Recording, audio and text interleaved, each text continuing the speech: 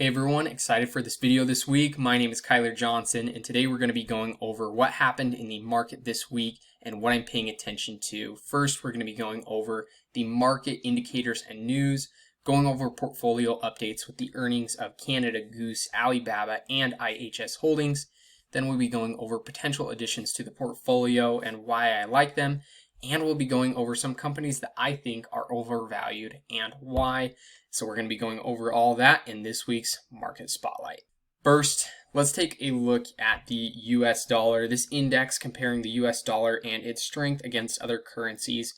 One of the big bets that I see happening here in the longer term is the rolling over of the dollar index. You guys can see really since the late 80s here what this has looked like, with long cyclical periods of weakness going into strength, coming into weakness, going into strength. And I think we're going to have another period of weakness here, which is very, very beneficial for emerging markets as their currencies strengthen against the US. So that's a long-term trend there. Also wanted to take a look at the VIX, as it has been crushed since April. You guys can see here having these highs right around 20 and just getting crushed until now. And I think this has gotten many people feeling like, hey, we might be due for a potential pullback here, which it could mean a spike in volatility. And we certainly could have that. But I wanted to take a little bit of a longer term perspective on what the VIX can actually look like over long periods of time. You guys can see here from really like 2013 until 2018 or so, there was only really one period of increased volatility from 2013 to late 2014. This was very, very low, even at the highest trading at 20, coming down, trading in, the low teens here. And I think you don't want to underestimate how long the VIX can stay low. As the market pushes higher, which I think it will, we could certainly have some chop, but I just wouldn't get too quick to expect, hey, volatility is going to spike here and we're going to have a pullback in the market. We certainly could, but don't underestimate how long VIX can stay low, as we have years in periods of time where things never really move. Going on to some economic news that happened this week. Really, PPI was one of the biggest surprises, at least, that came in. Maybe it wasn't the biggest market mover, but it came in at 0.5 versus the expected 0.2. But there was a revision last month from 0.2 to negative 0.1. So really, this wasn't actually that big of a surprise at all. In fact, PPI almost came exactly in line as expected. So looked bad, but it really wasn't too bad at all. Then coming on to CPI. CPI year over year came in line as expected, but the month over month change, if I can find that and I'm not blind, CPI month over month was 0.3 versus the 0.4 expected. The market really liked this. Continued cooling in inflation here. We'll see if this continues to extend, but I just think there was a lot going on this week that points to things certainly aren't declining at the rates that they were previously, but overall, I think there's still a lot of tailwind for disinflation to continue going on. One of the stickiest places has been rent, and as so many people have touched on, it's such a lagging indicator. Rent is going to be increasing on broad base for quite a long time, because as tenants renew their leases, they're getting bumped up when maybe the landlords weren't able to last year. And so that's kind of just a continued upward pressure. And I don't expect that to honestly change anytime soon. But when you really dive into things, I feel like there's still more disinflation coming. We'll see how close the Fed wants to get before they're looking at cuts here. But just wanted to show you guys some of the important pieces that came out. Also found this very interesting article from Yahoo Finance going over why Bristol Myers is actually having a bigger impact than you'd probably ever guess on overall S&P earnings. This quarter overall, S&P earnings growth has been about 5.4% year over year. But if you take out Bristol Myers, then the growth has been 8.3%. BMY has been absolutely pulling this down really far. So if you pull that out, things are even stronger than it looks right now. Wall Street is sending bullish signals for the S&P 500 earnings. And if you look at that, they've had a lot of profit revisions, and they hit 2024 highs of forward 12-month earnings revisions up. Also, when it comes to the PPI, this article was exactly on that, why experts aren't panicking about the latest jump in producer price inflation, touching on exactly what I mentioned before, where the March figures were revised from a 0.2% gain to a 0.1 decline, and things might not be as bad as it seems. The Dow, S&P 500, and NASDAQ notched record close as cooling inflation boosts rate cut hopes.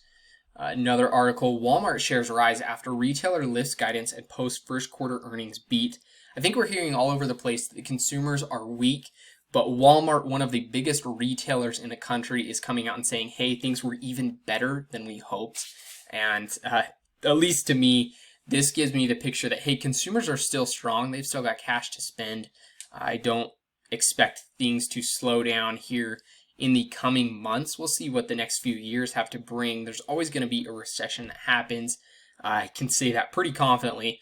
It's just a matter of when. Whether that's in the next year, 2 years, next decade, whenever it's going to fall. But for now, Walmart, one of the biggest retailers in the country, is saying, hey, consumers are spending. And whenever consumers are spending, that's going to be pushing up companies' earnings and GDP. That's all good news there. The jobless claims fall and labor market gradually easing. So there was a big surprise last month in the amount of jobless claims, and this month came in lower but still above expectations. And I think it does point to the labor market kind of falling more into balance, which was another scenario for the Feds to potentially cut rates this year. We'll see kind of how that comes in. Deutsche Bank lifts the S&P 500 target on strong earnings.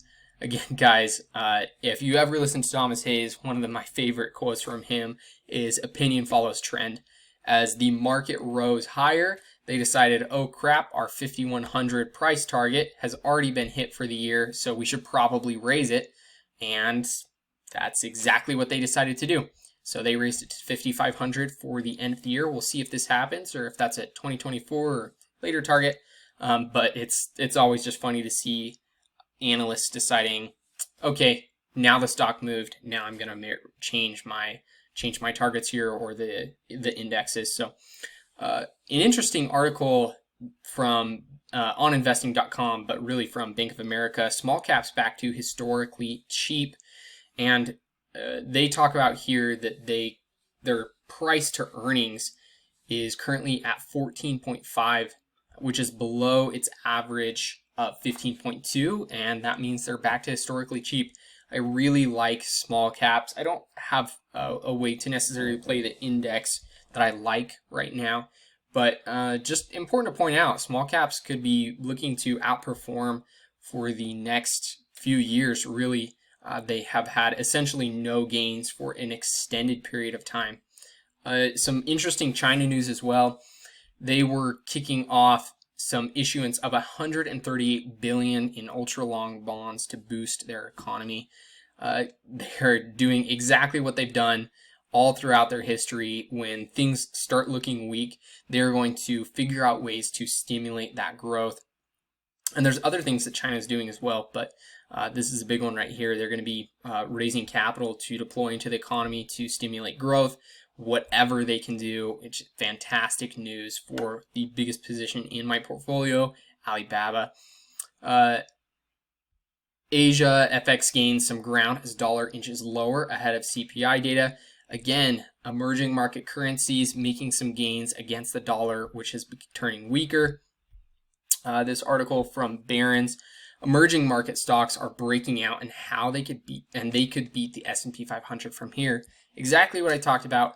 The emerging markets are looking strong and things could look really, really well. If I remember correctly, even just the Hang Seng through the ETF FXI is up more than 50% from its lows already, which is staying under the radar, but that's a crazy move, which I was able to capture through options, and we're just about to exit that position up around 300%, looking at a 4-bagger there, which is awesome. China goes all in as Beijing vows to buy unsold properties. The Chinese stocks rally and copper hits all-time high, which China is a huge producer of metals, minerals, really just tons of those natural resources come out of China. So copper hitting highs is a very good sign for the country. Now, some interesting data that I was able to pull from FactSet as of May 17, 2024, they said 78% of S&P 500 companies have reported a positive earnings per share surprise, and 60% of S&P 500 companies have reported a positive revenue surprise. Some good news is companies overall are beating estimates, and earnings growth rate for the S&P 500 is 5.7%, the highest year-over-year earnings growth rate reported by the index since Q2 of 2022. And earnings revisions, the estimated year-over-year earnings growth for the S&P 500 for Q1 was 3.4%. So the expected was 3.4%, and what we got was 5.7%, handily beating those estimates there. The market just continues to outperform, and for the most part, most companies are beating on earnings per share. Their margins are coming in better than expected, which is some really, really good tailwinds there. Going on to some specific holdings news, Boeing shares dip on soft April aircraft deliveries. There's incredible amounts of negative news around Boeing. Funnily enough, the stock doesn't seem to care, but Boeing, I think, is going to be going through some restructuring. It's a small position in the portfolio, but it's a company that's operating in a duopoly that I really like for the long-term future. They're going to get it figured out, I have absolutely no doubt, and that's a fun play. GXO receives the 2023 Whirlpool Supply Chain Supplier Awards. Just some more proof. GXO, they're absolutely a high-quality company. I'm very excited to be a part of that, their future. They had a merger recently with Wincanton, and they could have some delays here. Specifically, if I remember correctly, this article talks about some concerns that they just don't want the Wincanton brand to disappear, that the merging of the two could cause some competition issues in the industry. So we'll see kind of what happens here. I'm sure that they will get it figured out. GXO has a history of making tons of acquisitions, so I'm sure this is something they've dealt with before. I have no doubt they're going to get it figured out here. Moving on to the next article on GXO as well, they deploy the first of its kind large-scale robotics solution in France. They're constantly looking for ways to increase their efficiencies, boost margins, and things like that, and this is just one of those. Some great news for them. Alibaba backs China's AI startup with cloud credits, eyeing leadership in global AI race. Alibaba has been using their position in the cloud to offer credits to AI companies that are starting up, and they're taking an equity position in these companies. So they're giving out credits and getting a permanent equity position in these companies for a temporary credit, which after they use up, they're going to be have to paying Alibaba for that. They're in an absolutely phenomenal position to capitalize on pretty much anything that you could imagine that's going to happen in AI, whether they're selling the picks and shovels or they're actually having a position in these AI companies themselves. Next, moving on to an article that I thought was relevant for Comstock Resources, which is a natural gas bet. Texas power demand to hit record high for the month of May next week. Just tons of news around the power demand in the country rising incredibly quickly, not only just for the demand of residents as we just become a more power hungry society, but also in the use of AI. those large language models are significantly more power intensive than Google searches or things like that, and I expect that trend to continue. An article on Kinsale Capital Group and why they are a top growth stock for the long term. This is a really phenomenal company. Go check out my video where I go in depth on them. They're one of my favorite plays for the long term here. They are an excess and surplus insurance company specifically focused on small and medium-sized businesses where they don't have as much competition and they're able to make a far higher profit than the average insurance company. So go check that out. It's a really amazing company that I was able to get at, I think, around fair value, which is something maybe is a little bit different for what I do, but it was just something I felt like I couldn't pass up.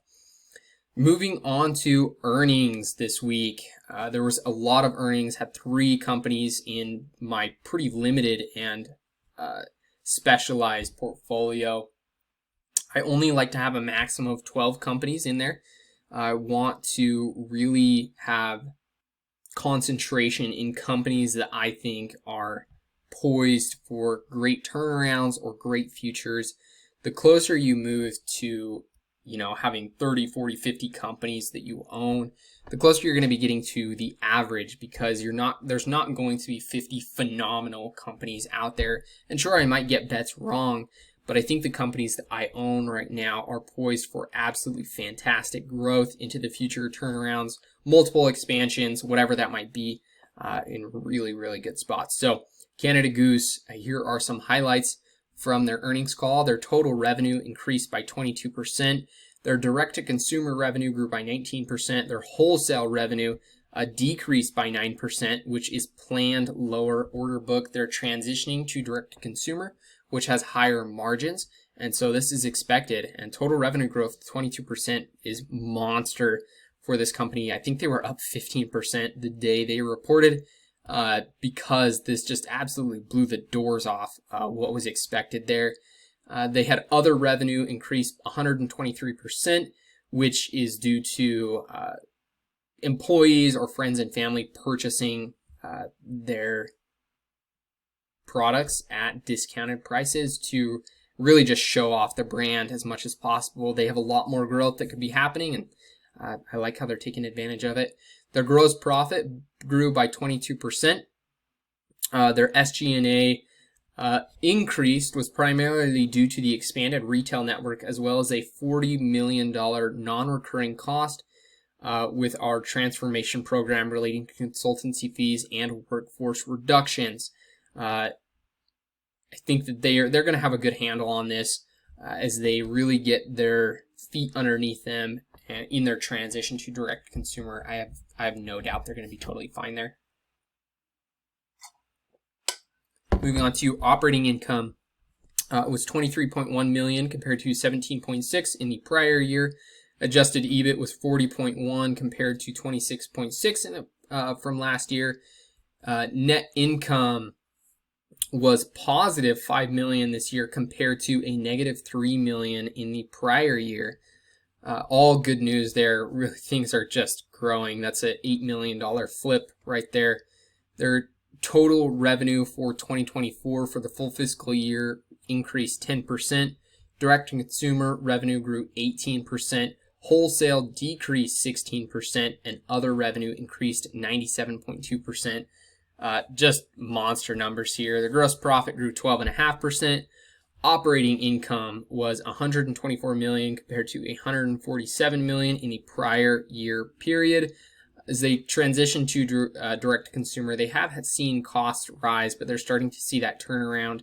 As you guys saw previously, they're getting it figured out. Net income was $58 million compared to $72.7. Some key operating imperatives for 2025. They said, Canada Goose will continue to simplify the way we operate and focus on initiatives that would deliver sustained performance in the near and long term. They want to implement best-in-class luxury retail execution to elevate the in-person shopping experience. I think anytime you're thinking about luxury, the experience that you have in purchasing the item is going to be huge. People love to be treated and put on a pedestal, and I think that focus there is great for them. They also want to set the foundation for the next phase of the brand and product evolution, continued expansion of new and innovative projects to deliver a strong return on investment. I love that their focus is there. They want to simplify and focus on the way we operate internally, leveraging our new streamlined organization for efficient and effective decision making and execution, and narrowing our focus on the high impact initiatives. They want to incrementally invest in technology to support better ways of working. I was listening to one of Warren Buffett's shareholders, just an audio version of it today, and he stressed in there that you want to find managers who have a history of cost cutting, because often those managers who operate the business most frugally are going to continue to find ways to cut costs out of the business, and those that continually have a higher than expected overhead are going to continue to find ways to increase that overhead. And I love that this company, in every earnings call that I've looked at for them, they have a serious focus on trying to operate efficiently. And right now, as I mentioned before, their costs have increased, but that's not necessarily due to any operating problems. That has to do with a fundamental shift away from wholesale, which is lower margins on the cost of goods being sold because they can't be sold at as high of prices, but it's fundamentally less cost intensive from an administrative standpoint, whereas direct to consumer, you've got to be leasing out stores, hiring employees there, just got more managers and things. And so it's a fundamental shift in the business. But as they get their feet underneath them, they're going to go back to what they talk about here in cutting costs, increasing efficiency. And so I really, really like the future for this company in that respect. And is one of the big pieces just of their turnaround here is that they're going to get their feet underneath them and return to higher margins and really take advantage of the incredible margins they have in the direct-to-consumer business. In 2025, they expect their revenue to grow in the low single digits year over year, direct-to-consumer sales growth in the low single digits, and an average mid-single digit percentage pricing increase over 2024. They expect a 20% year-over-year decrease in wholesale revenue due to a tightening of our wholesale order book to largely offset the benefit contributed by direct-to-consumer revenue growth. They expect their gross margin percentage to be similar to 2024 and their EBIT margin to expand by approximately 100 basis points, while their weighted average diluted shares to be approximately 99 million, which is actually about a 2% decrease year over year. They talk about, if I don't include it later, the reason that they expect earnings growth to be much lower than this year is they have a specific focus, like they mentioned above, is to simplify and focus the way we operate internally. And they found that the way that they were expanding wasn't allowing them to actually take a hard look at how they can operate more efficiently. So they decided to put a pause on the aggressive growth to really figure out how to grow very profitably. And I really like that. Even if this company is just able to figure out how to turn margins around, they are going to have incredible multiple expansion for their stock as they really figure out how to turn profits here. They've been profitable in the past, and they're going to figure out how to get there again. So I like that for this company. They also said for the long-term financial targets, they said that they believe they have a significant opportunity ahead, and they're going to be driving strong growth and growing profitability over the long term. If we look at the revenue by segment, their direct-to-consumer, like we said, up 19%. You guys can see overall just some fantastic growth. And if we look at the revenue by geography, in Canada, up 27%, United States, up 23%, North America as a whole, up 24%, Greater China, up 29.7%, Asia Pacific, excluding Greater China, up 29.1%, EMEA, up 1.6%, and their total revenue up 22.1%. again, there's so much pessimism around China, but when you look at companies that are actually operating there, and we're going to be looking at Alibaba later, they are killing it. Absolutely killing it. Any time you're looking at a company that offers high quality products, their turnarounds are looking incredible right now. And Canada Goose is one of those. And man, that's phenomenal growth there. On their earnings call, they said that our performance in the quarter surpassed our expectations and capped off an important year of execution across our strategic pillars. And while we accomplished a lot in fiscal 24, we didn't make as much financial progress as we would have liked. Our leadership team began our fiscal 25 planning process with the goal of operational excellence in mind, and we launched a new hoodie he designed benefiting Polar Bears International, a long-standing partner, to raise awareness of the impact of global climate change. This launch features an integrated market campaign with Academy Award-winning actor, producer, author, and activist Jane Fonda. Their other segment revenue comprised from sales of employees, friends, and family, and their third-party sales. Allows our people to purchase the product at a significant discount, empowering them to be brand ambassadors across the world. I really do like that, guys. They're fairly small in the luxury space when you really look at it compared to the market size. So increasing awareness of what they do in the really, really high quality winter clothing I think is great. Overall, my thoughts here. The growth of this company is just continuing to be stronger than I expected. However, their margins might not be expanding as quickly as I think they could in their transition to direct consumer away from wholesale. They haven't been expanding as quick as maybe I thought that they could, and I think they're seeing that as well, which is why they're transitioning to opening less stores and focusing more on operational excellency, as they put it. They're saying that they're taking great steps to look critically to optimize what they have in this next fiscal year, which we could quickly see an increase in the earnings of the company if they're able to make those changes. On the earnings call, I also found it really promising how they underplayed the progress and growth that they have had and made, and they really emphasized the need for more optimization across the business. This tells me a leadership has a clear focus and won't be distracted on the road to get to their increased margins. Anytime you've got kind of a shiny object, which I think their shiny object in front of them is growth, they've had phenomenal growth, and they still, like I said, are a pretty small player, and they could continue pursuing growth, but they're realizing now that it's not as profitable as they hoped, and so they want to scale back on that and really focus on how can we make what we have already as good as it possibly can, and as soon as we can get that figured out, then we're going to turn our eyes back to growth. And I really like that about this company. Tells me that the managers are understanding we thought we could do one, or we thought we could do both really well.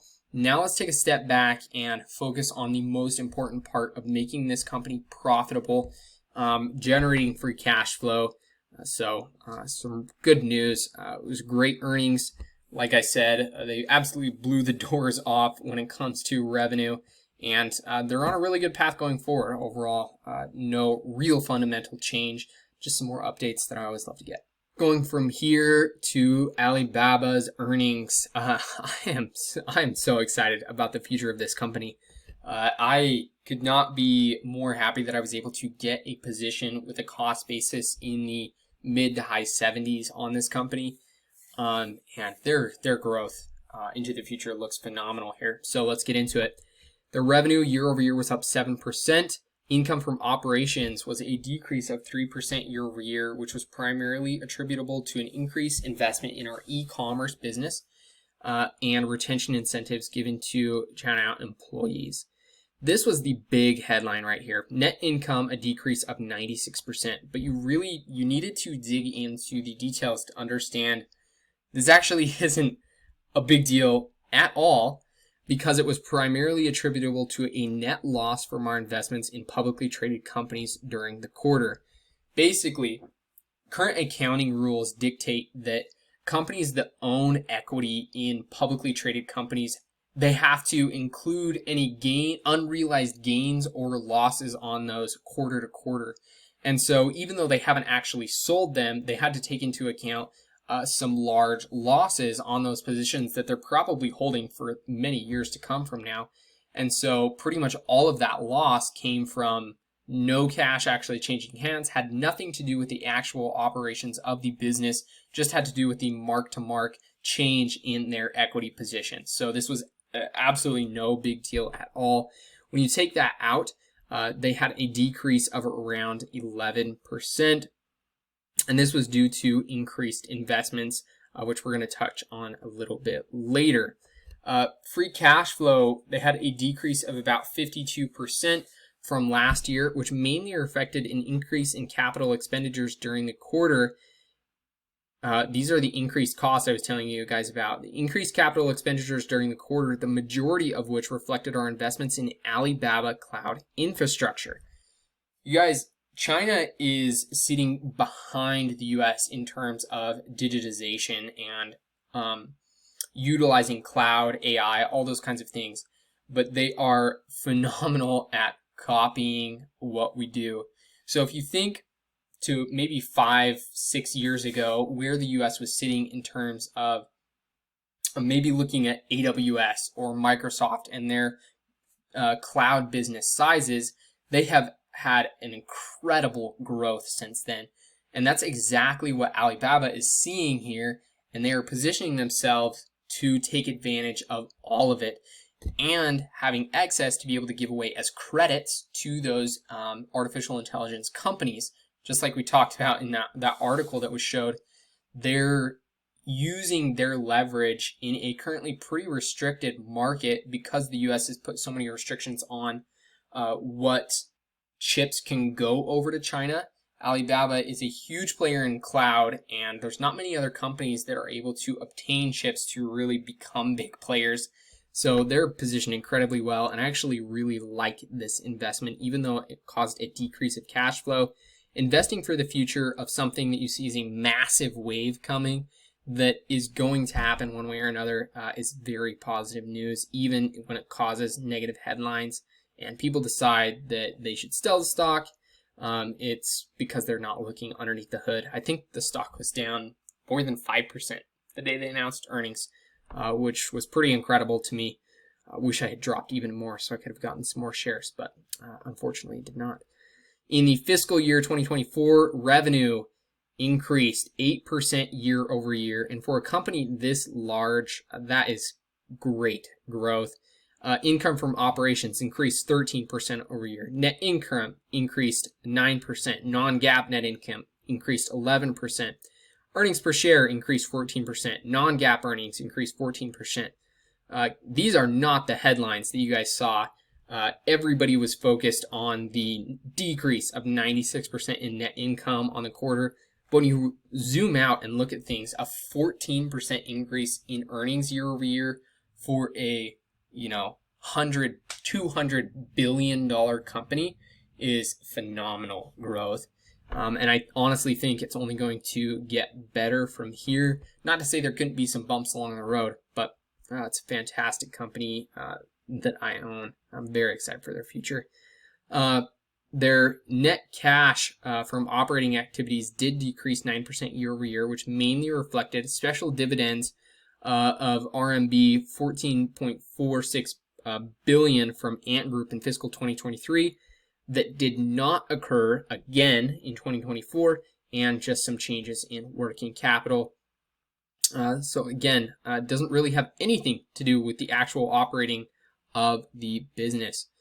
When it comes to some of their specific parts of their business, looking at Taobao and Tmall, which is the biggest driver of actual profits, they said that we are increasing strategic investment in areas such as competitive product supplies and customer service, membership programs, benefits, and technology, aiming to enhance user experience, which resulted in improved consumer retention and higher purchase frequency.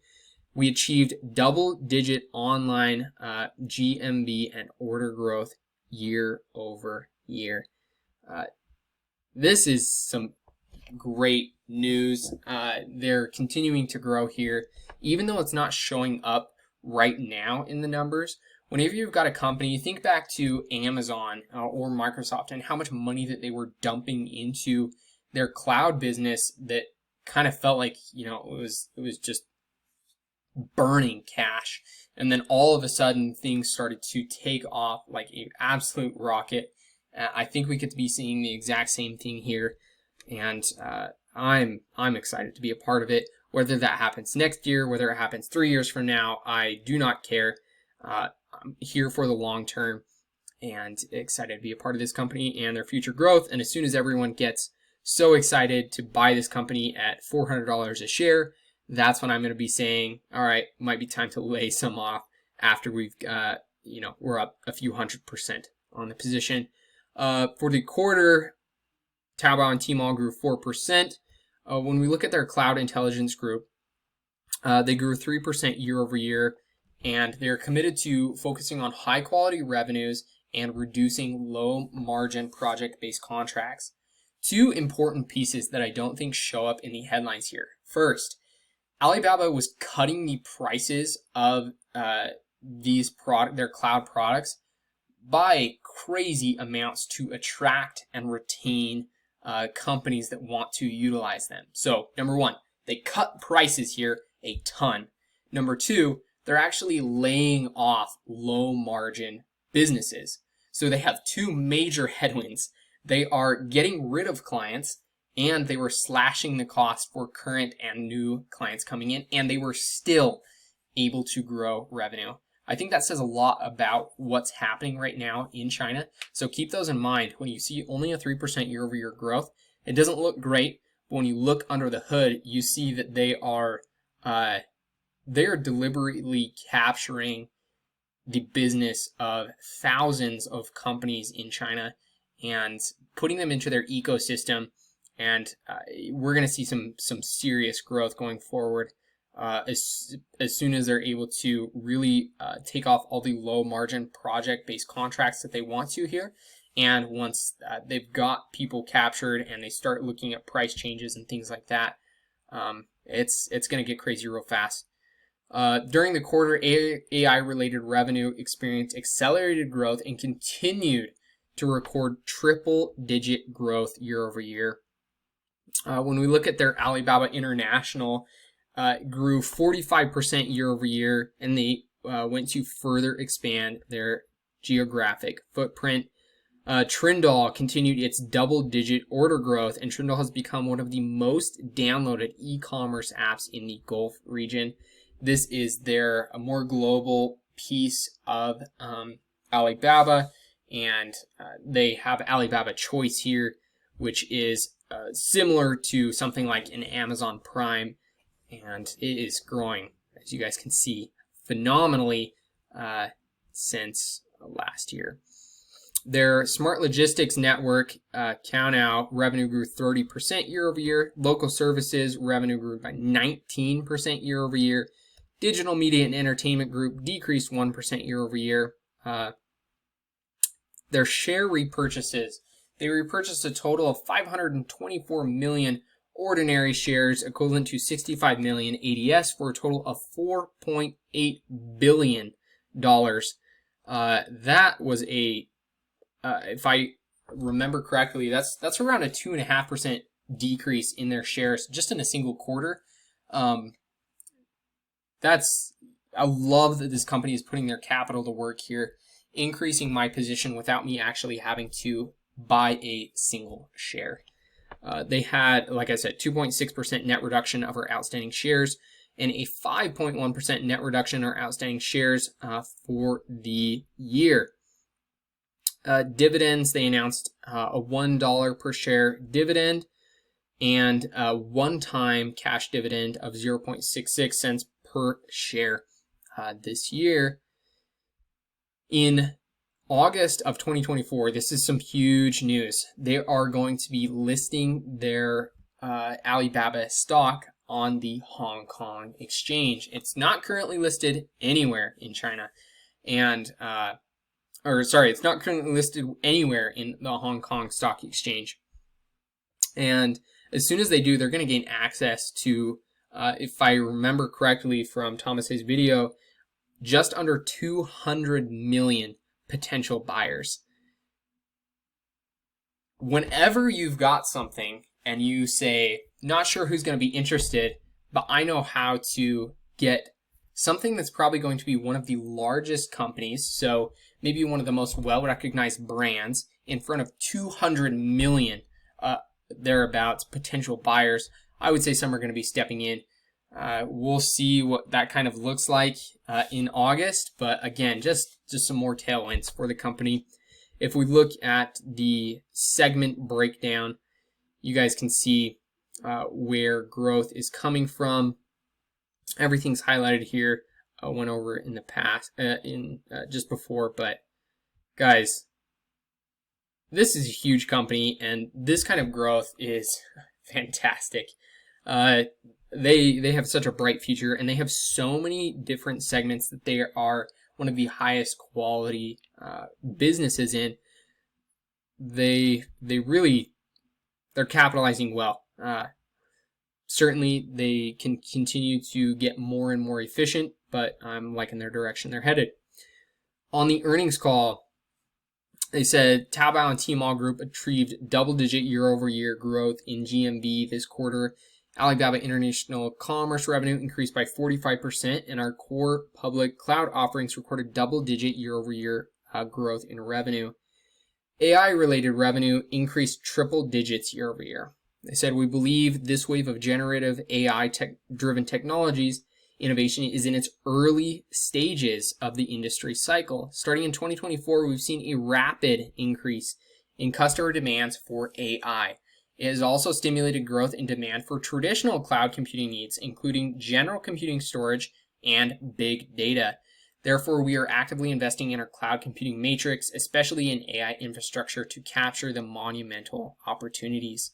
Just like I said before, guys, even though the headline numbers and their profits and their free cash flow might be down, it's because they are seeing this wave coming at them, and they want to be able to capture as much of it as possible. So they're saying, hey, for just a minute, things aren't going to look quite as good as they have, but that's because we see something huge coming right around the corner, and we cannot afford to miss it. I'm so excited for the next couple of years for this company. Said, we are confident that Alibaba Cloud's revenue, excluding internet customers, will return to double-digit growth the second half of the 2025 fiscal year. As we continue to phase out that low-margin project-based business, we expect revenues to grow faster, primarily driven by public cloud and AI-enabled offerings. And we expect we should see a complete disappearance of that drag within, say, 1 or 2 quarters into the new year. So this is coming pretty quick, guys. Overall, looking at this company and their earnings, I certainly would love to have seen slightly better margins and free cash flow, but they're taking every step necessary to position themselves. And that means upgrading their systems, revamping Taobao and Tmall for growth. And I have absolutely no problem for that. They're positioning themselves very well for the future. It might just take slightly longer than I thought to really turn the corner. I thought we might start to see it here, but slightly longer is totally fine in my lifetime. I have no problems with things taking a quarter or 2 or 3 or 4 longer than I expect, as long as the fundamentals of the business stay the same, and they absolutely are here. In fact, I would say that they're getting better, which is really fun to be in a position like that. They're in a great spot to capture tons of AI and cloud spending in China, and not only China, but in Southeast Asia as well. So really, it's like I said, it's my biggest position in the portfolio, and it's been on an absolute tear the past few weeks, and I've felt it in the portfolio. So it's fun to see. Going on to the last earnings, which is IHS Holdings, probably a company many of you have not heard before. If you have not heard of them, go check out my video going over the full company, my full analysis. We're just going to be going over the earnings today. Revenue, 417.7 million, decreased 30.7%. Or if you look at their organic revenue, increased 35.5%. So this is probably the big headline that came across. They fell by a pretty significant amount the day of. And at first glance, obviously this looks horrible. But let's dive into what's actually going on. And like I said, go watch that full video because it goes into more detail of what's actually going on in the country and where countries that they operate in. So in here, they said it was largely as a result of the 65% devaluation of the Nigerian naira.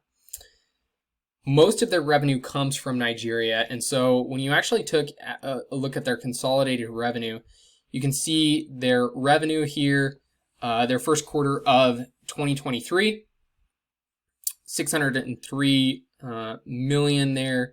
It's had some CPI escalations, FX resets, some renewal of contracts, which most reset quarterly. Really, everything looks great. Had some drag from other here, which just might be increased costs or things like that. But the big kicker here is FX. You guys can see this contributed negative about $400 million to their earnings and revenue this quarter. As soon as the naira can stabilize, this company is going to absolutely look phenomenal very, very quickly. Most of their contracts, like I said, reset quarterly. And so they're going to be able to get these back to what they should be very quickly. I have absolutely no doubt about that. And you can see their organic growth in Nigeria was just under 46%. SSA 15.1%, LATAM 0.4%, and MENA 6%. Not a ton of news here other than the devaluation of the naira regarding their revenue. Just wanted to touch on some of their important highlights that they mentioned. They have some reviews going on as they look at the value creation options. They are going to be disposing certain assets for proceeds of around $500 million to $1 billion, and they're going to be using that cash to pay down debt. They do have a fairly significant debt load, but this is going to be huge. I mean, getting that down to a level it's not incredibly meaningful anymore. So love to see that coming through, potentially divesting from areas where they don't have incredible growth like Nigeria. So we'll see kind of what happens. They didn't necessarily have any specifics there, but we'll see what that entails. Their governance process in 2024, they had a settlement with Wendell, which is one of their largest owners of the company, really just to get things kind of sorted out. They had a little bit of shakiness with some of their biggest customers who honestly don't really have that many other options anyway, and some of their shareholders, but they're getting things figured out. They have elected new directors and are really paying attention to their shareholders. They could certainly do more work there. It's probably one of their biggest risks, but I see them making good changes here. Like I said, on the balance sheet, they have currently about $700 million of available liquidity, and their leverage remains at about 3 to 4, sitting at 3.8 right now. I don't really have any huge concerns for them there. Certainly they got to keep it under control, but things should look totally fine. The FX market, which was the biggest deal for them, the rate closed at 1,436 Naira to $1 on May 10, 2014, which was down from its peak, but quite a bit above their above the average for the quarter, where the average was 1,316. I hope that they're going to have some stability come in here. We will see what happens. This is really the biggest deal for the company. You guys can see their segment performance highlights. If you look at the number of towers increased year over year, the number of tenants increased year over year, the number of lease amendments, you guys can see how many lease amendments that they are making each quarter, which grew year over year. Their revenue and EBITDA obviously down. In other areas, again, towers grew, tenants grew, lease amendments grew. In other places where there wasn't significant devaluation, their revenue grew, their EBITDA grew, all across the board. Things look very good as soon as the Naira can calm down. You guys can see the reset frequency of their contracts, 92% are quarterly. And you can look at the consumer price index of these different countries. In Nigeria, it's around 25%.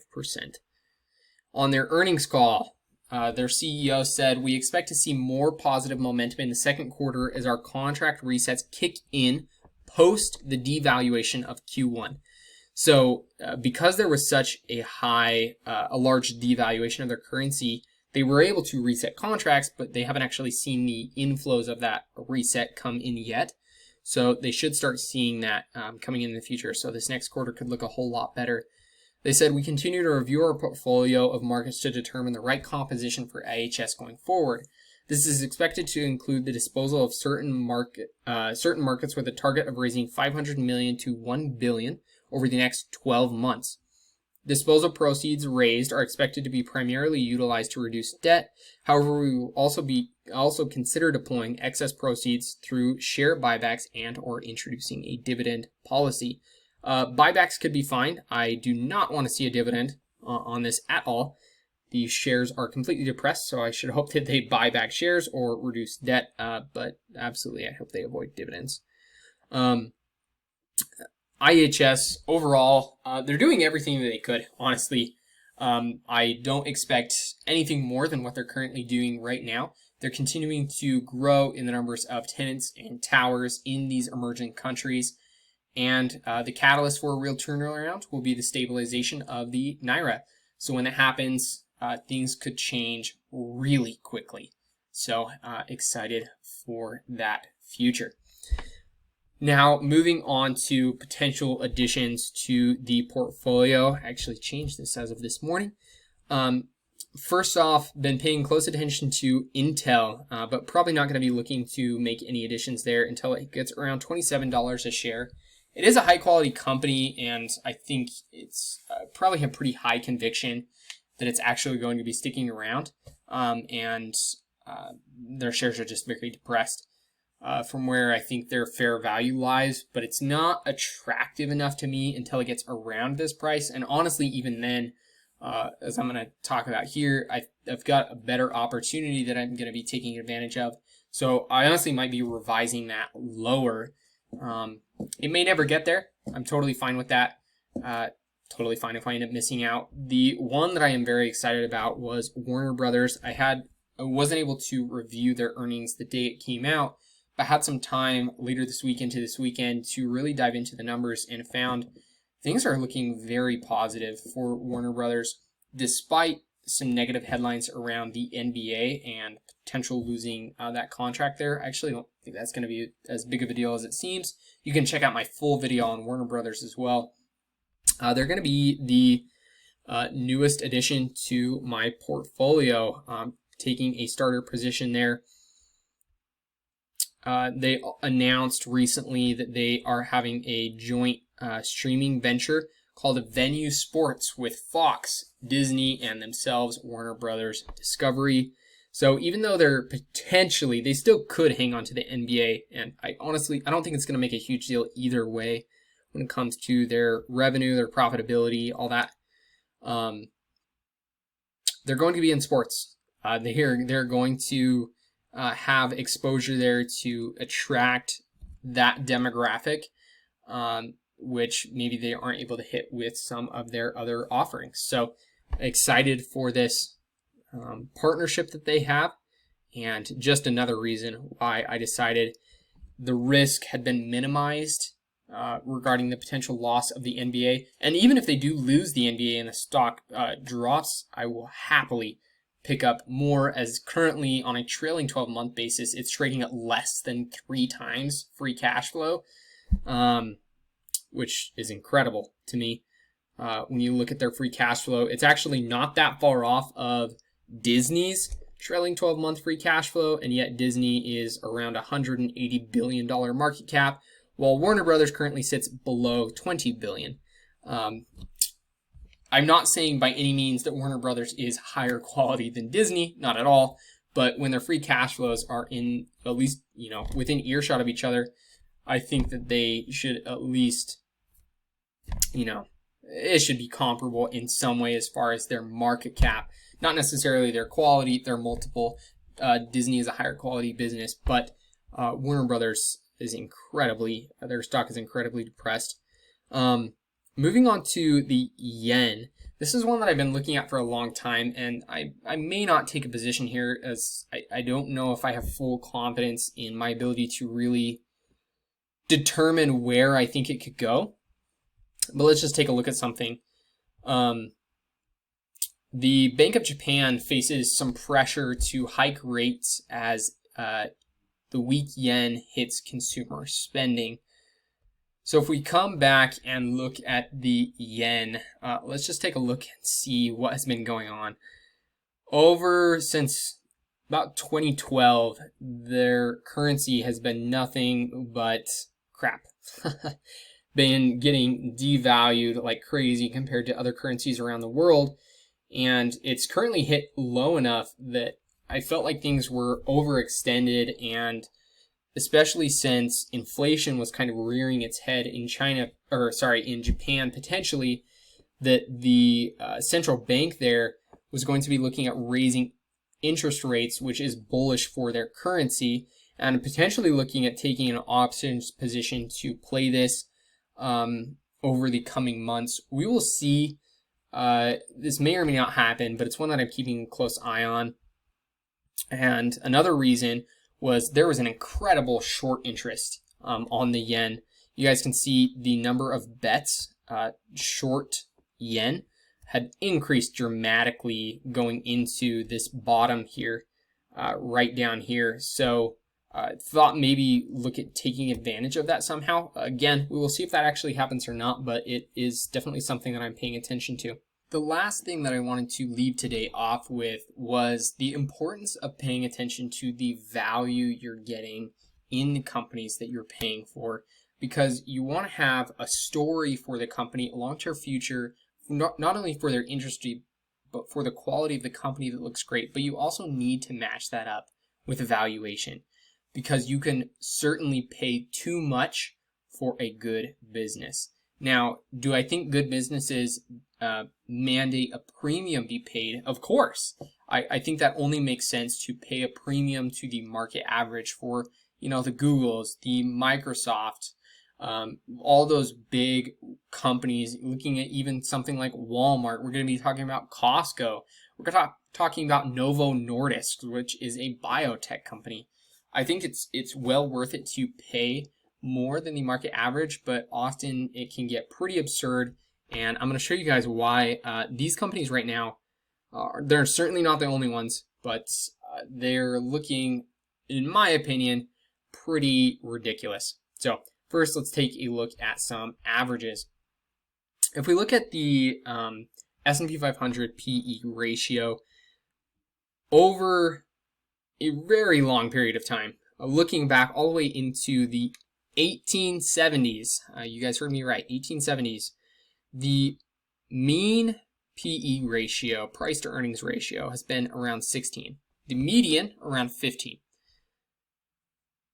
So that's the average. That's saying, hey, nothing extraordinary is going on. This is not it's a super average company, average growth, everything's average.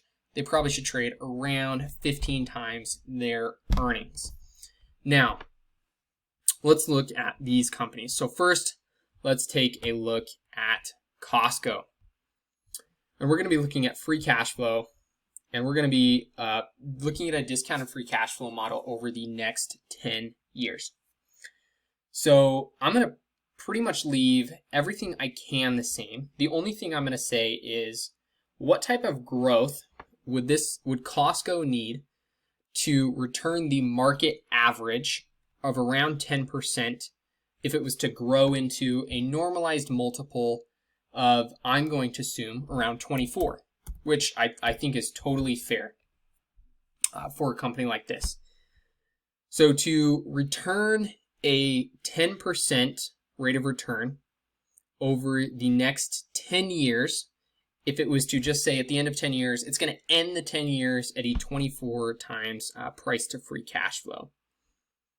Well, if we just assume it grows at a 14% rate of return, it's not going to get the average market rate. And a 14% rate of growth rate in free cash flow for a company like Costco, which is already huge, that's some pretty incredible growth, but it doesn't get us there. In fact, the stock would need to fall by 32% to be fairly valued to just get the average rate of return over the next 10 years. So what kind of growth rate are we looking here? And I actually don't even know it off the top of my head. Let's take a look at 20. Oh, it was actually pretty close. So around 19.5.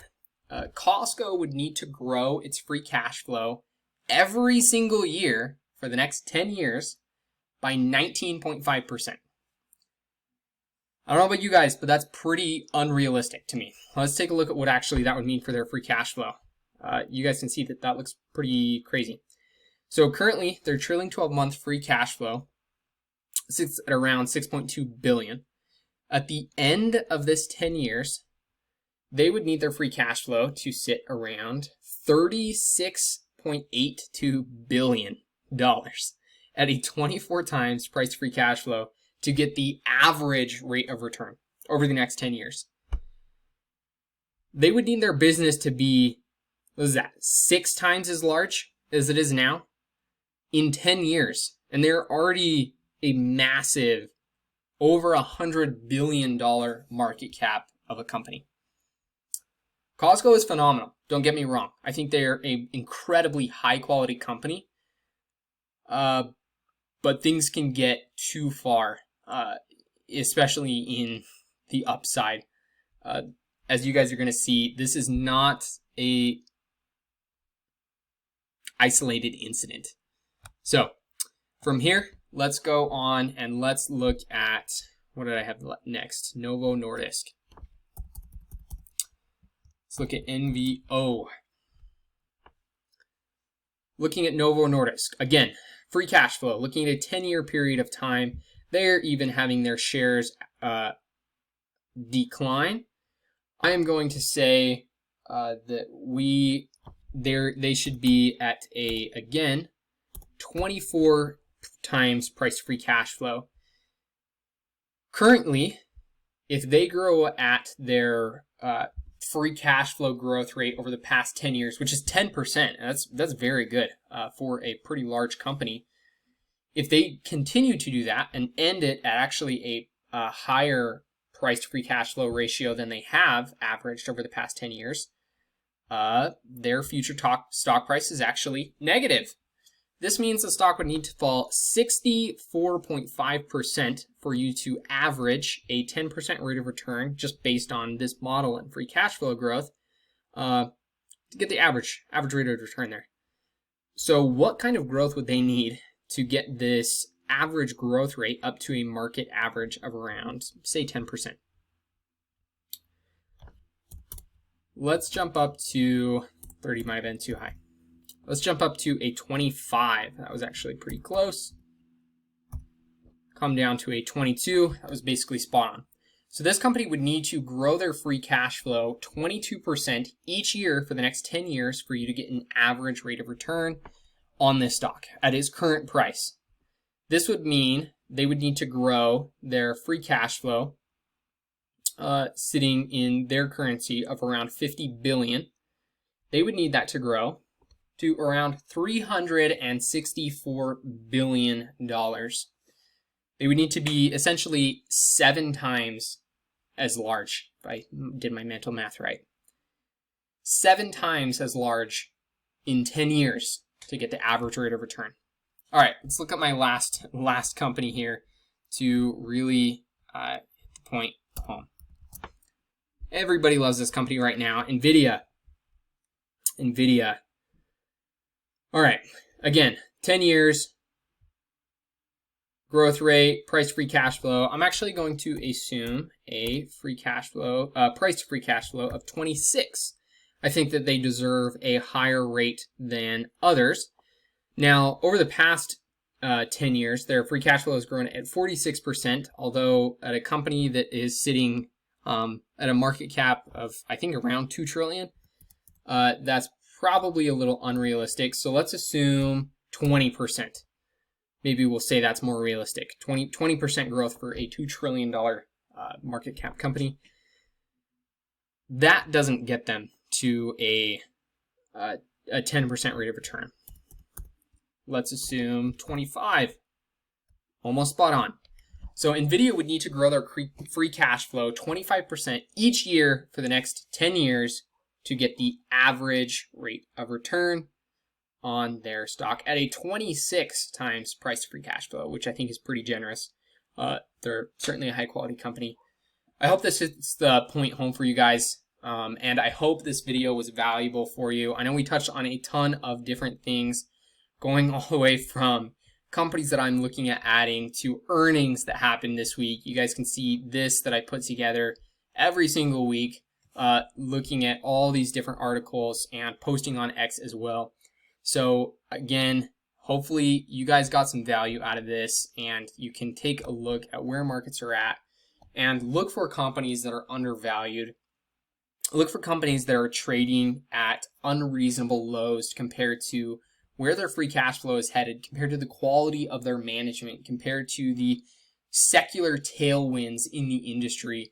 And if you can find those things and have some understanding, conviction around your hypothesis for growth for that company, you can do very well. So again, guys, thank you for being here so much. I love doing this. I'd be doing it with or without you guys, so I just love getting to share little bits and pieces. Let me know your thoughts if this made no sense at all or if it was very helpful. I love any feedback that I can get. And with that, guys, we will see you in the next one.